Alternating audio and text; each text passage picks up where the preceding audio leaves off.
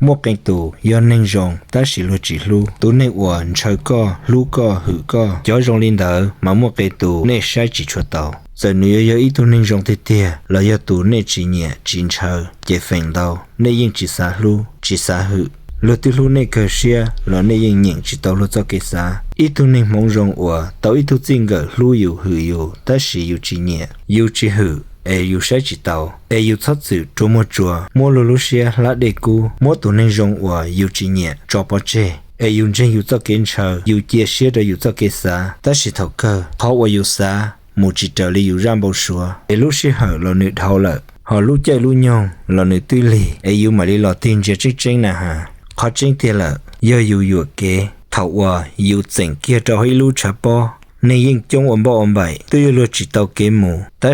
chỉ một giờ tụ có yếu nhẹ thế yên chờ tụ mua rong chơi rong mua rong ít mua rong ít cái gì có nhẹ thế có sát thả ta li thầu có rong sai chả ít bốn gì luôn tiêu họ một phô ta lợ tụ nếu tôi ít lên chỉ một tụ khi chỉ một tụ hài yên đó có nhon đến bậc già là yêu xe yên dữ tuần đó chỉ hay tiền lúa chỉ bỏ, lúa thì chỉ họ, ta chỉ khó tranh tiền, lúa yên bỏ, ta chỉ lúa chỉ họ xứ. Một cái tù, có nhẹ tuần xe tù bà, ta chỉ có họ chỉ nhẹ lo lù. Một cái tù mà có họ nhẹ, nếu luôn giàu lo lù, ta chỉ có họ chỉ nhẹ nếu tù sáng chỉnh. Tù chỉ tuần gỡ, yếu tố tàu có thể tiền một dân đu, yên chỉ một trong tù. Tù ở lúa họ nhẹ, họ lúa có cơ xe, tù trở có thể tiền. Chỉ lúa lúa nông nhu, tư dễ trâu chậu, xôi ya, chỉ tư bị chỉ tàu có tù có một bộ chơi ya ta đầu lò, ta chỉ thầu có một sát xua hay tiệt, cú bỏ sinh cho ít tu nên, rong li nó bộ chơi lỡ, mà cú yêu chủ yếu tu rong cha tu cú, mà thiết chỉ nhau khó cú cho nữa,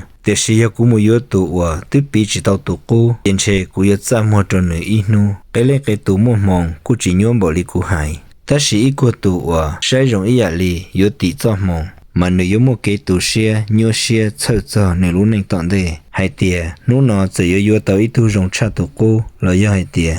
chỉ hữu yếu là nè, yếu họ yếu oli chả, vì tu rong cha tụ cô, chỉ yếu chủ tàu ưu sư, chỉ yếu là, lúa yếu, chờ yếu, chỉ lúa thiết lý hữu yếu, để chỉ họ một bỏ chế, em lúc nó yếu ít tu nên bổ số bổ bê lợ, chỉ yếu cho cái rong câu nó, họ yếu muốn cái chỉ giàu cho lúa tụ chờ yếu tam bộ linh đơn gì lợ. Em muốn hãy cho ít trong phong yêu sẽ đỡ cho nên chỉnh bao chỉ tàu cho họ nó vấn đề thầu nên chỉ tàu trâu để giả lý nó em nên thế là chỉ bông của mua nhớ trâu hỗ trợ nó mà để xin gì đùa